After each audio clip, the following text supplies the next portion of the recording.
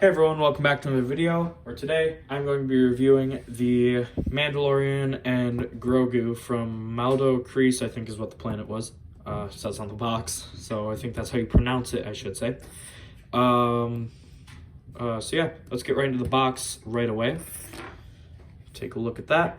So in the back here, you can just see where everything was stored, the little spider looking thing. Grogu, Mando, his rifle, and his pistol. Right on the side here, you can see Mando, nice art of Mando holding Grogu. On the back, there's a read up, if you want to read that. Pause now. You can see the same art as this side right here.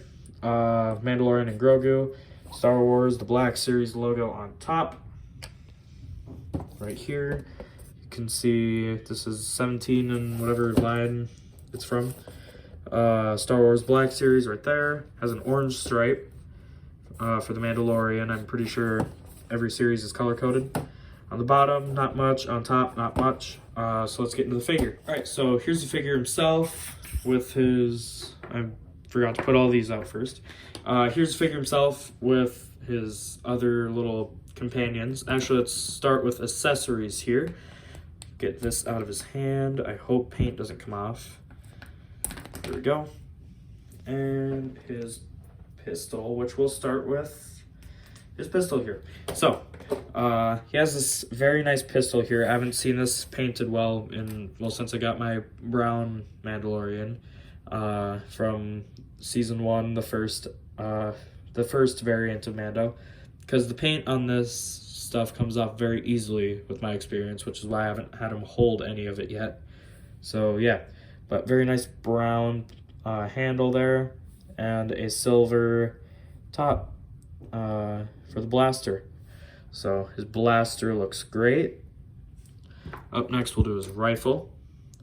Also looks great. My dog got to the last one, so it's missing one of the prongs, and this is entirely rubbed off here on the old one.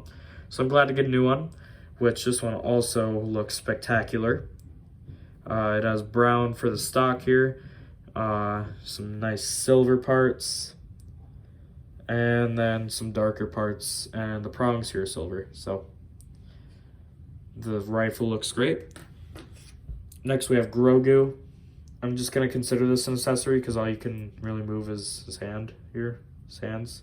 His head doesn't even move that much, so yeah, Grogu looks great. He's got some snow detailing on the bottom right there. Figured I'd do this one last for Christmas and snow and stuff. So on top you can see all of his hairs. Some very nice painting done with him. In his ears and his cheeks. Sorry if you can still hear thumping upstairs. My brother is going wild, running around, having a great time. But yeah. Then we have the stand that he comes on. I have no idea what's in this bucket. Oof, he is loud.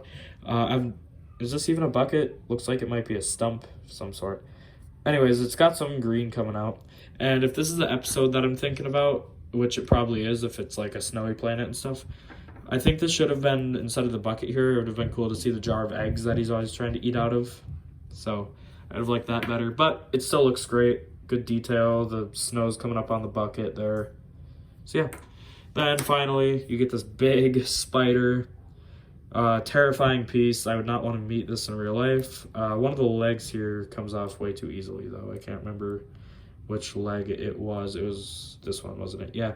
This comes out like way too easily and doesn't really stay in there well either. So I put it in backwards. Stays in now, doesn't it? Because I want to record. It comes out really easily though. It's not really got much paint. It's sort of just a whitish gray color with a little bit of well, some gray speckles every once in a while, but it looks great. So I like it. I like it a lot. As for the figure himself, he looks beautiful, amazing. He has snow covering the armor, which not only is great for Christmas, but also if I ever want to start toy photography, which I've which I've been thinking about. Well, snow is terrible here where I live. It's thick. It's well, our first snowfall, like we went from no snow on the ground at all to like a foot of snow overnight. Well, not a foot. That's an over exaggeration, but like 6 inches. Like have to snow blow immediately. Icy roads. It was like right overnight. So lots of snow here. So definitely will work out for my Mando if I ever want to do any outside things with him. But I don't think I will. I think I might just have him hang out inside and display him just as so beautifully snowy. So, yeah. He looks great. You can see the snow on there. Does look there, a little pixelated in person. Like it's kind of printed on there. Like it kind of just looks like a PNG image of snow or something. Like stock it. Oh yeah, you can see it on the plate there. Yeah, you can see it's kind of pixelated, but whatever. They did that with the mud too on the the first Mandalorian figure that got released, which I'm still mad about because he came in a white box. I'm pretty sure he came in a white box, and apparently those sell for like hundreds of dollars now. I got him for 20 and I threw the box away. So annoying. So mad about that.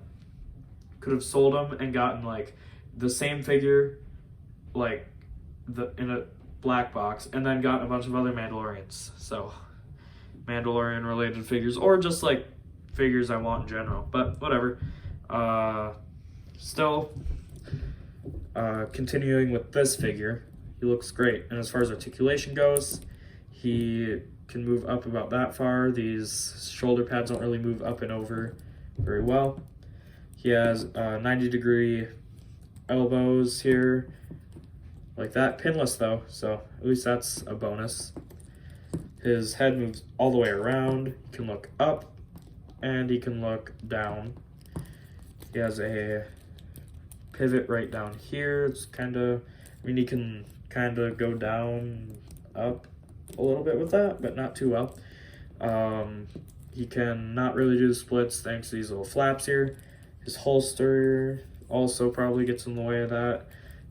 He has pinned double joints or double jointed knees, and his feet, he can go that far down and this far up on the elbows. No toe articulation, but he can also pivot right there too. Let's get a better look at that. You can pivot. So yeah, pretty great. Pretty great. So first I'm going to compare the Grogus that I have right there. So there we go. So we have first off this, knocking everything around here. So we have this more molded statue version of Grogu here, and then we have the original articulated Grogu who can move his arms up and down and stuff, which is pretty decent. Well, not pretty decent. For the size they had, great. The detail is great. I guess I popped his head off, and it won't focus. There. So yeah, overall, great Grogu. I have 2 of these actually, so they're only $10. So, you know, looks awesome. Just like that. You can see those 2 together. But what we're really here for, I'd assume, let's focus again, thank you, is Mando. I know a lot of people prefer Grogu over him. I don't. Mando is way cooler than Grogu. I'm just putting it out there. Grogu's cool and all, but not nearly as cool as Mando. So Grogu here stands at 1 inch tall. Right there. Wrong Grogu. This Grogu also stands at about 1 inch tall. If we can focus. There. Stands out about 1 inch tall. The spider thing stands at about, let's see here, 3, no, not 3 inches. 2.5, a little over. If we put them down here. And then focus again because my phone refuses. Yeah, about 3 inches. And then Mando here stands at about 6 inches. A little over 6. So yeah, taking a look at some size comparisons. Here he is next to the Armorer, who's a little shorter than him. And the very first Mando that I was talking about. And I like that the, like, Hasbro here actually takes their time to scale these figures to the right size. Like, if I go like this, I mean, like, she's at about 5.5 inches, and she's shorter than him, like in the show. It's just cool to me. Anyways, and then here he is next to a Stormtrooper, who's about the same size, and this Spider-Man, who's about the same size, if not a little taller. And then finally, this Doomslayer, who's way taller. And we'll do, you know what? Yeah, you guys haven't seen him enough yet. We'll do Ghostface. Just like that. So yeah. But that's going to be it for this video. So thank you all so much for watching. Please like and subscribe if you haven't already. And join the Discord, link in the description. And check out my Twitch, link in the description. Yeah, I really like this figure. I'm thinking about getting the Beskar armor, like where he doesn't have all this marking on him.